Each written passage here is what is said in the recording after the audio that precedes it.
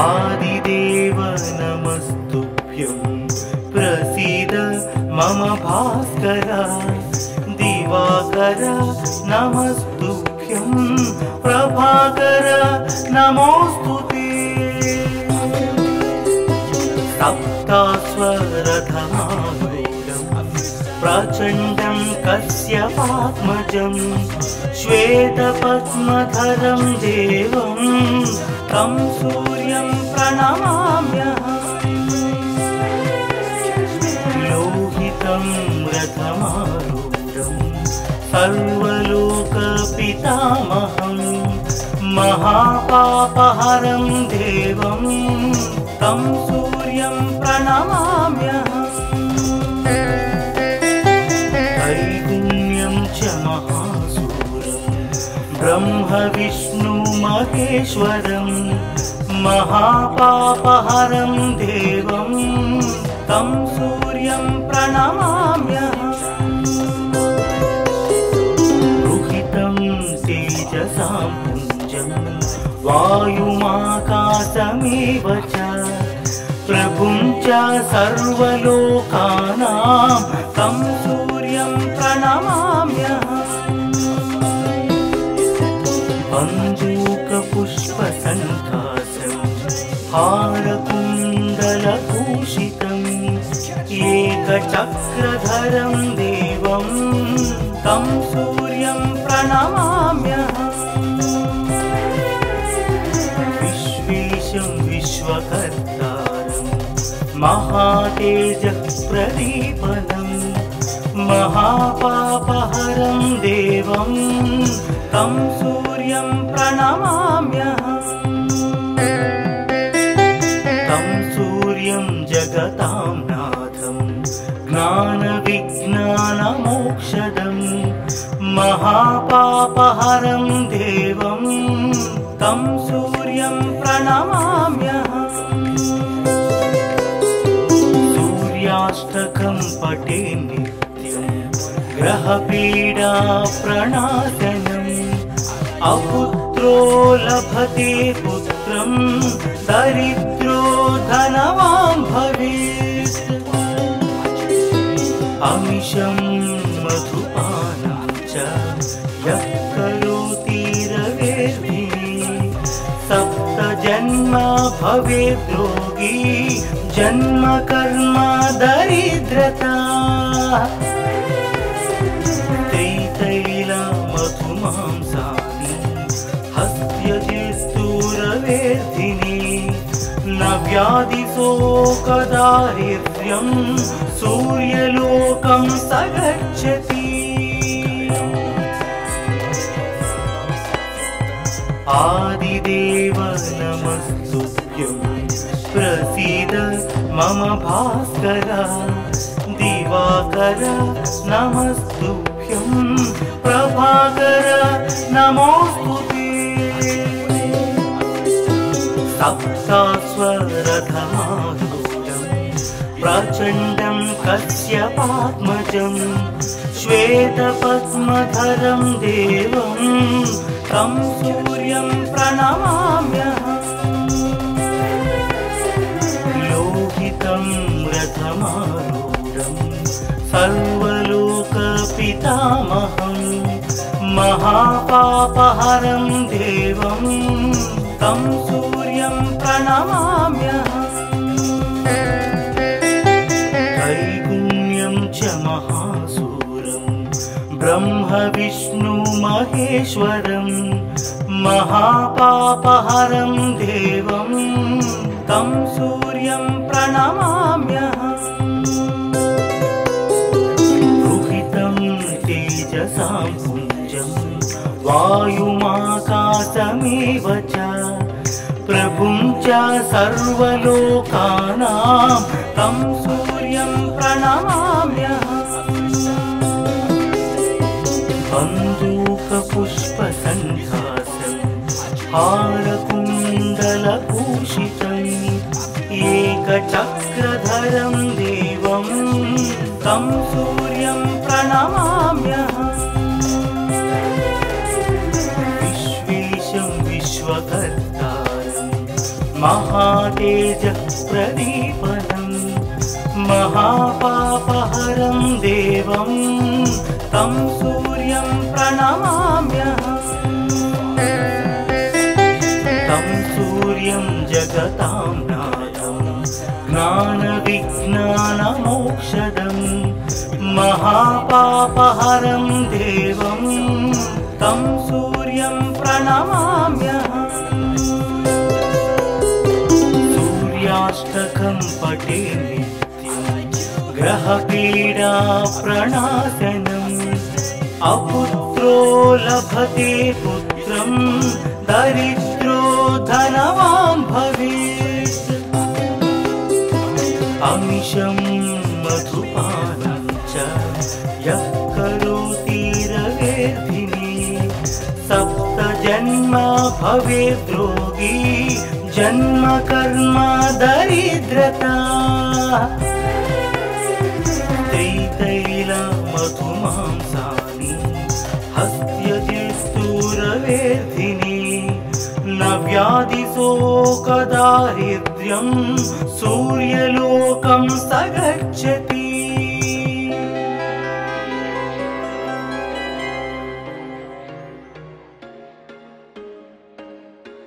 There was once a day that I would pray for you. I'd go and misbehave just so you know. आदिदेव नमस्तुभ्यं प्रसीद मम भास्कर दिवाकर नमस्तुभ्यं प्रभाकर नमोस्तुते सप्तास्वरथमारूढं प्रचण्डं कश्यपात्मजं श्वेतपद्मधरं देवं तं सूर्यं प्रणमाम्यहम् लोहितं रथमारूढं सर्वलोकपितामहं महापापहरं देवं तं सूर्यं प्रणमाम्यहम् त्रैगुण्यं च महासूर्यं ब्रह्म विष्णु महेश्वरं महापापहरं देवं तं सूर्यं प्रणमाम्यहम् रुहितं तेजसां पुञ्जं वायुमाकाशमेव च प्रभुं च सर्वलोकानां तं सूर्यं प्रणमाम्यहम् बन्दूकपुष्पसङ्कासं हारकुण्डलभूषितम् एकचक्रधरं देवं तं सूर्यं प्रणमाम्यहम् विश्वेशं विश्वकर्तारं महातेजः प्रदीपनं महापापहरं देवं तं सूर्यं प्रणमाम्यहम् तं सूर्यं जगतां नाथं ज्ञानविज्ञानमोक्षदं महापापहरं देवं तं सूर्यं प्रणमाम्यहम् सूर्याष्टकं पठे नित्यं ग्रहपीडा प्रणाशनम् अपुत्रो लभते पुत्रं दरिद्रो धनवान् भवेत् अमिषं मधुपानं च यः करोति रवेर्धिनी सप्तजन्म भवेद् रोगी जन्म कर्म दरिद्रता त्रितैलमधुमांसानि हस्त्यजिस्तूरवेर्धिनी न व्याधिशोकदारिद्र्यं सूर्यलोकं स गच्छति आदिदेव नमस्तुभ्यं प्रसीद मम भास्कर दिवाकर नमस्तुभ्यं नमस्तुभ्यं प्रभाकर नमोस्तुते सप्तास्वरधमारूढं प्रचण्डं कश्यपात्मजं श्वेतपद्मधरं देवं तं सूर्यं प्रणमाम्यहम् लोहितं रथमारूढं सर्वलोकपितामहं महापापहरं देवं तं सूर्यं प्रणमाम्यहम्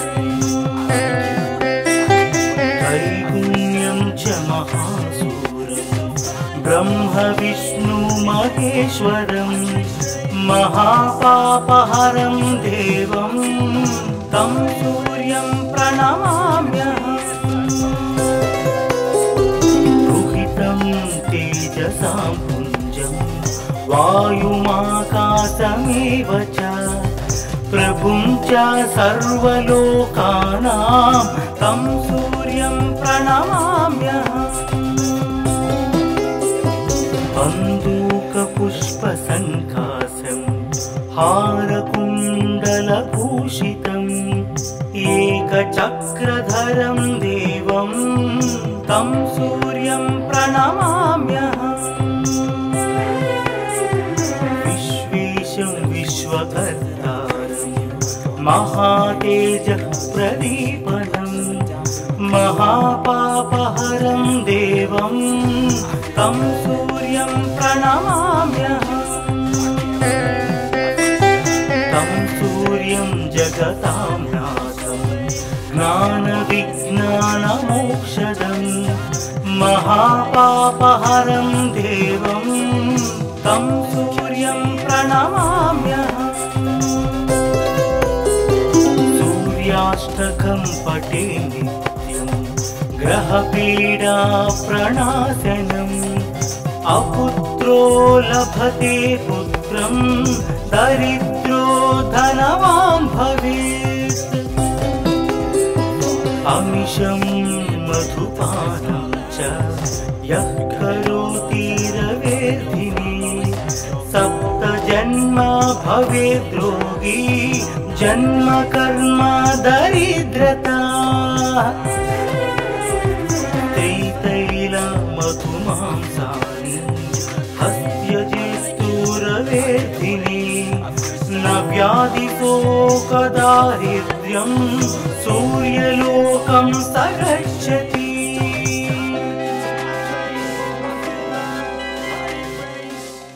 So catch me if I fall.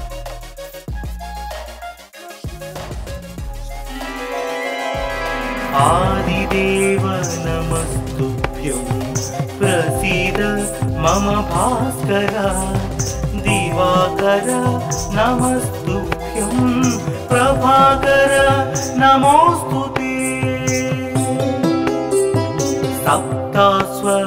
सप्तास्वरधमारूढं प्रचण्डं कश्यपात्मजं श्वेतपद्मधरं देवं तं सूर्यं प्रणमाम्यहम्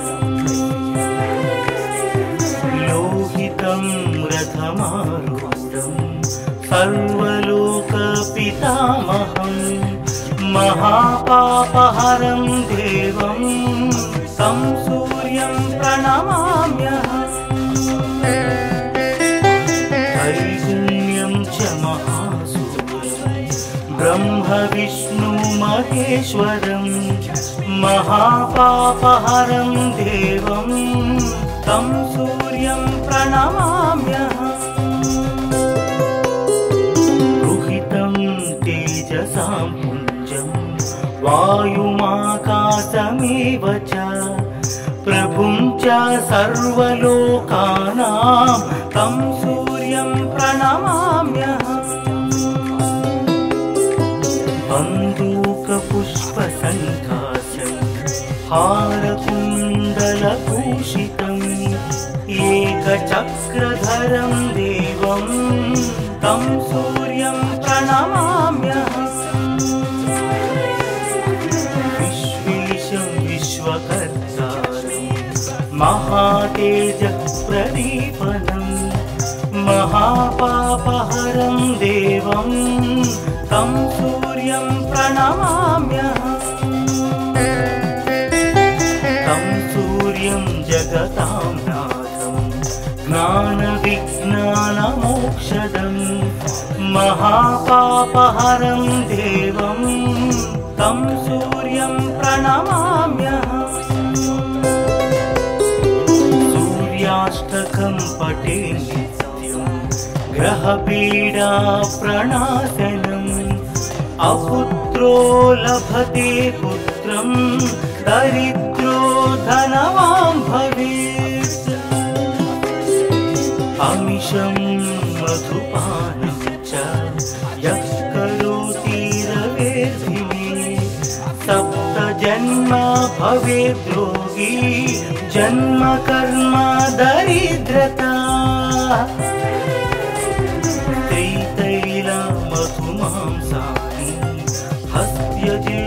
हस्त्यजेस्तुरवेर्धिने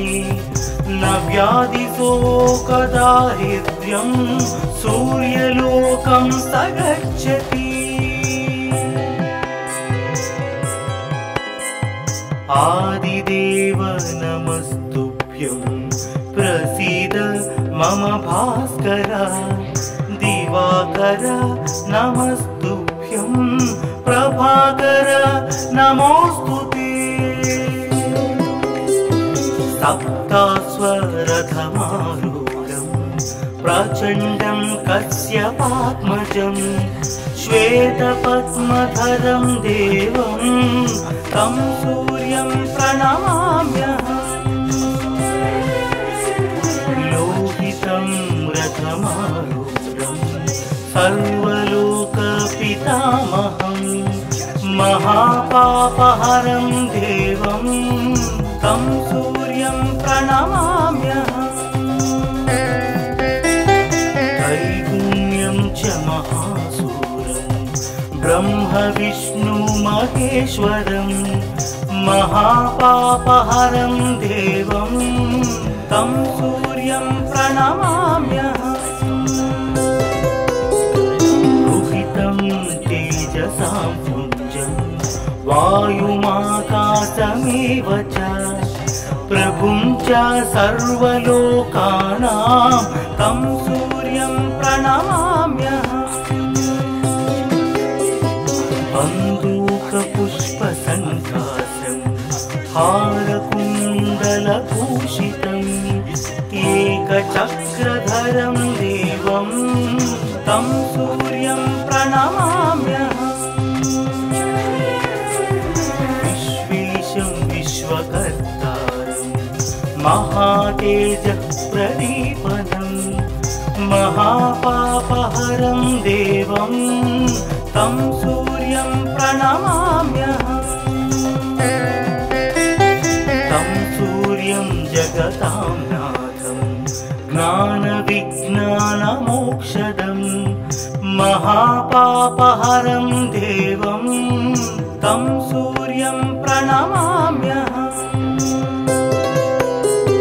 सूर्याष्टकं पठे नित्यं ग्रहपीडा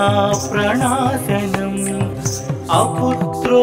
लभते पुत्रं दरिद्रो धनवान् भवेत् अमिषं मधुपानं च यः करोति रवेर्धिने सप्त जन्म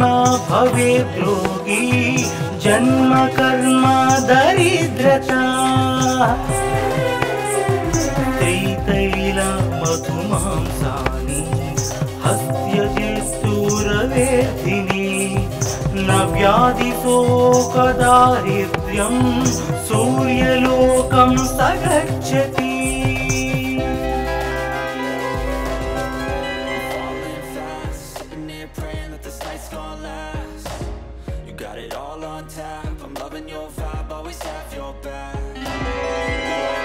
आदिदेव नमस्तुभ्यं प्रसीद मम भास्कर दिवाकर नमस्तुभ्यं प्रभाकर नमोऽस्तुते सप्तास्वरथमारूढं प्रचण्डं कश्यपात्मजं श्वेतपद्मधरं देवं तं सूर्यं प्रणमाम्यहम् लोहितं रथमारूढं सर्वलोकपितामहं महापापहरं देवं तं सूर्यं प्रणमाम्यहम् त्रैगुण्यं च महासूरं ब्रह्म महेश्वरं महापापहरं देवं तं सूर्यं प्रणमाम्यहम् रुहितं तेजसां पुञ्जं वायुमाकाशमेव च प्रभुं च सर्वलोकानां तं सूर्यं प्रणमाम्यहम् बन्दूकपुष्पसङ्कासं हारकुण्डलभूषितम् एकचक्रधरं देवं तं सूर्यं प्रणमाम्यहम् विश्वेशं विश्वकर्तारं महातेजः प्रदीपनं महापापहरं देवं तं सूर्यं प्रणमाम्यहम् तं सूर्यं जगतां नाथं ज्ञानविज्ञानमोक्षदं महापापहरं देवं तं सूर्यं प्रणमाम्यहम् सूर्याष्टकं पठे नित्यं ग्रहपीडा प्रणाशनम् अपुत्रो लभते पुत्रं दरिद्रो धनवान् भवेत् अमिषं मधुपानं च यः करोति रवेर्धिने सप्तजन्म भवेत् रोगी जन्म कर्म दरिद्रता त्रितैलमधुमांसानि हस्त्यजित्तुरवेर्धिने न व्याधिशोकदारिद्र्यं सूर्यलोकं स गच्छति आदिदेव नमस्तुभ्यं प्रसीद मम भास्कर दिवाकर नमस्तुभ्यं प्रभाकर नमोऽस्तुते सप्तास्वरथमारूढं प्रचण्डं कश्यपात्मजं श्वेतपद्मधरं देवं तं सूर्यं प्रणमाम्यहम् लोहितं रथमारूढं सर्वलोकपितामहं महापापहरं देवं तं सूर्यं प्रणमाम्यहम् त्रैगुण्यं च महासूरं ब्रह्म महेश्वरं महापापहरं देवं तं सूर्यं प्रणमाम्यहम् रुहितं तेजसां पुञ्जं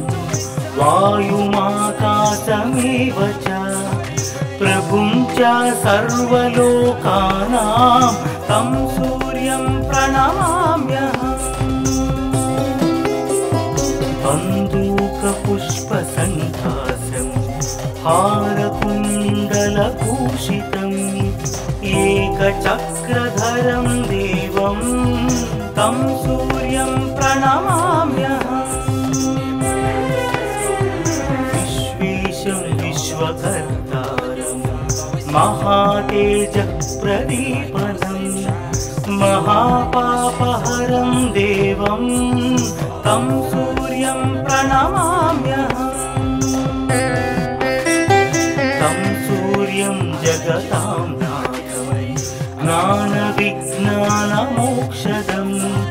महापापहरं देवं तं सूर्यं प्रणमाम्यहम्। सूर्याष्टकं पठे नित्यं ग्रहपीडा प्रणाशनम् अपुत्रो लभते पुत्रं दरिद्रो धनवान् भवेत्। अमिषं मधुपानं च यः करोति रवेर्धिने सप्तजन्म भवेद्रोगी जन्म कर्म दरिद्रता। मधुमांसानि हस्त्यजित्तुरवेर्धिनि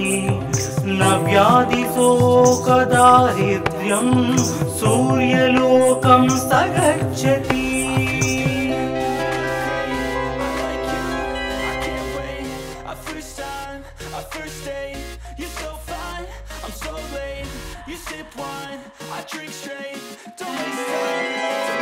आदिदेव नमस्तुभ्यं प्रसीद मम भास्कर दिवाकर नमस्तुभ्यं प्रभाकर नमोस्तुते। सप्तास्वरथमारूढं प्रचण्डं कश्यपात्मजं श्वेतपद्मधरं देवं तं सूर्यं प्रणमाम्यहम्।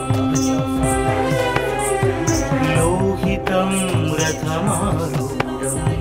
सर्वलोकपितामहं महापापहरं देवं तं सूर्यं प्रणमाम्यहम्। त्रैगुण्यं च महासूरं ब्रह्म विष्णु महेश्वरं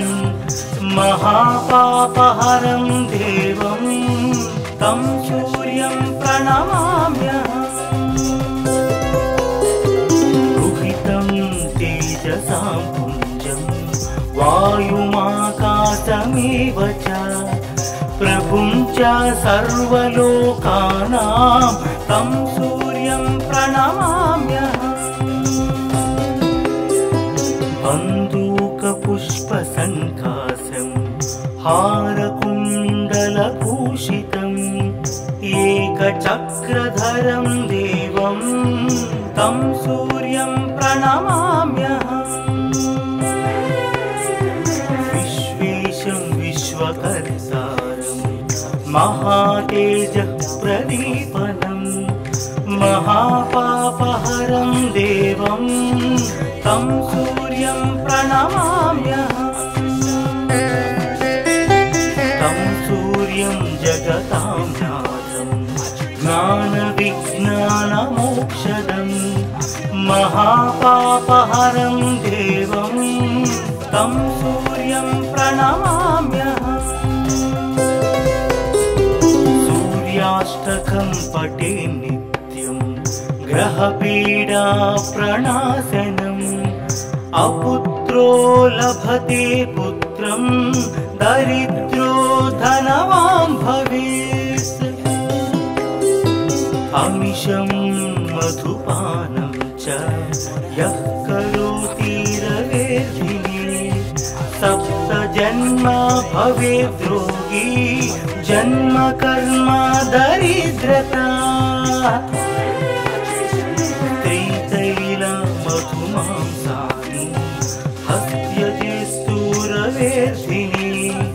न व्याधिशोकदारिद्र्यं सूर्यलोकं स गच्छति। आदिदेव नमस्तुभ्यं प्रसीद मम भास्कर दिवाकर नमस्तुभ्यं प्रभाकर नमोस्तुते। सप्तास्वरथमारूढं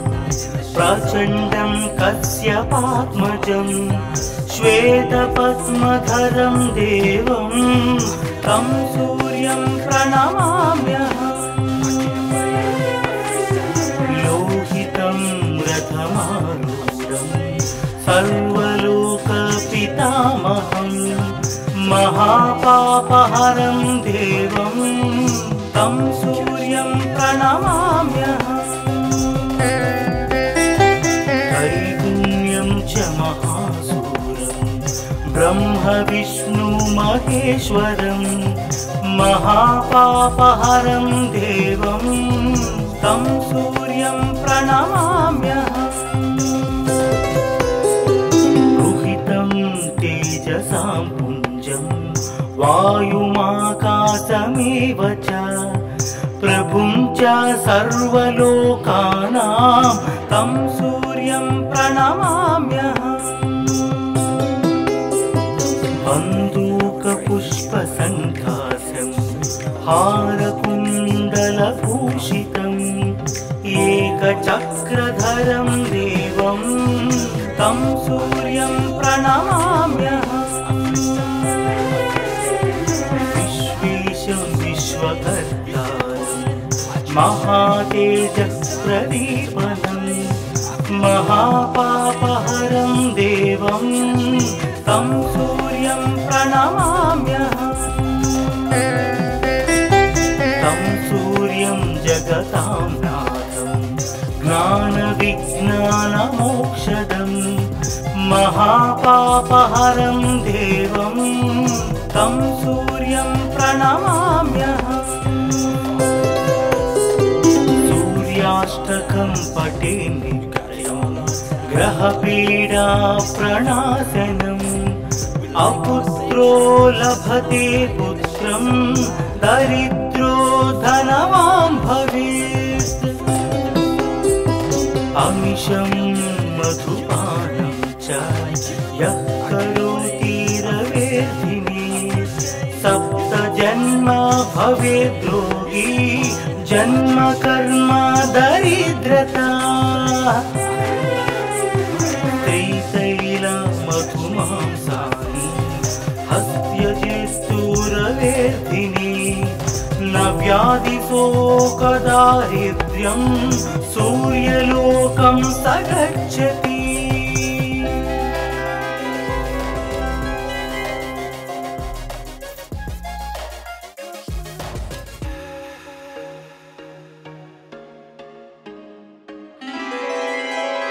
आदिदेव नमस्तुभ्यं प्रसीद मम भास्कर दिवाकर नमस्तुभ्यं प्रभाकर नमोस्तुते सप्तास्वरथमारूढं प्रचण्डं कश्यपात्मजं श्वेतपद्मधरं देवं तं सूर्यं प्रणमाम्यहम् लोहितं रथमारूढं सर्वलोकपितामहं महापापहरं देवं तं सूर्यं प्रणमाम्यहम् त्रैगुण्यं च महासूरं ब्रह्म विष्णु महेश्वरं महापापहरं देवं तं सूर्यं प्रणमाम्यहम् रुहितं तेजसां पुञ्जं वायुमाकाशमेव च प्रभुं च सर्वलोकानां तं सूर्यं प्रणमाम्यहम् बन्दूकपुष्पसङ्काशं हारकुण्डलभूषितम् एकचक्रधरं देवं तं सूर्यं प्रणमाम्यहम् विश्वेशं विश्वकर्तारं महातेजःप्रदीपनं महापापहरं देवं तं सूर्यं प्रणमाम्यहम् तं सूर्यं जगतां विज्ञानमोक्षदं महापापहरं देवं तं सूर्यं प्रणमाम्यहम् सूर्याष्टकं पठे नित्यं ग्रहपीडा प्रणाशनम् अपुत्रो लभते पुत्रं दरिद्रो धनवान् भवेत् अमिषं मधुपानं च यः करोति रवेर्धिने सप्त जन्म भवेत् रोगी जन्म कर्म दरिद्रता मधुमांसानि हस्त्यजेस्तुरवेर्धिने न व्याधिशोकदारिद्र्यं सूर्यलोकं स गच्छति आदिदेव नमस्तुभ्यं प्रसीद मम भास्कर दिवाकर नमस्तुभ्यं प्रभाकर नमोस्तुते सप्तास्वरथमारूढं प्रचण्डं कश्यपात्मजं श्वेतपद्मधरं देवं तं सूर्यं प्रणमाम्यहम् लोहितं रथमारूढं सर्वलोकपितामहं महापापहरं देवं तं सूर्यं प्रणमाम्यहम् त्रैगुण्यं च महासूर्यं ब्रह्म विष्णु महेश्वरं महापापहरं देवं तं सूर्यं प्रणमाम्यहम् तेजसां पुञ्जं वायुमाकाशमेव च प्रभुं च सर्वलोकानां तं सूर्यं प्रणमाम्यहम् बन्दूकपुष्पसङ्कासं हारकुण्डलभूषितम् एकचक्रधरं देवं तं सूर्यं प्रणमाम्यहम् विश्वेशं विश्वकर्तारं महातेजः प्रदीपनं महापापहरं देवं तं सूर्यं प्रणमाम्यहम् तं सूर्यं जगतां नाथं ज्ञानविज्ञानमोक्षदं महापापहरं देवं तं सूर्यं प्रणमाम्यहम् सूर्याष्टकं पठे नित्यं ग्रहपीडा प्रणाशनम् अपुत्रो लभते पुत्रं दरिद्रो धनवान् भवेत् अमिषं मधुपानं च यः करोति रवेर्धिने सप्त जन्म भवेत् रोगी जन्म कर्म दरिद्रता मधुमांसानि हस्त्यजेस्तुरवेर्धिने न व्याधिशोकदारिद्र्यं सूर्य